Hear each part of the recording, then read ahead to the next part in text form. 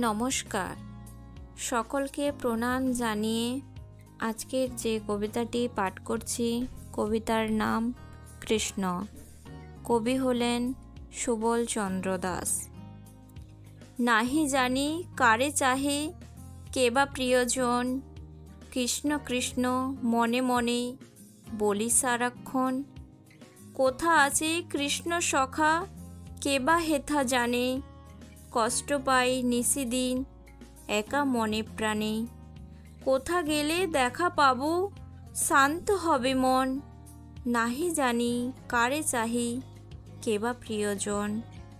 মোরে চেয়ে লোকে হাসে ধীরে যায় চলে, কৃষ্ণ কৃষ্ণ বলে মন আঁখি ভরে জলে। হৃদয়ের তলে তলে দিলে প্রেম ধন, নাহি জানি কারে চাহি কে বা প্রিয়জন। চরাচরে ছেয়ে রও কত শত বেশে, কৃষ্ণ কৃষ্ণ বলে সখা খুঁজি দেশে দেশে। যারে চাহি কৃষ্ণ হয় মানবের বন, নাহি জানি কারে চাহি কে বা প্রিয়জন।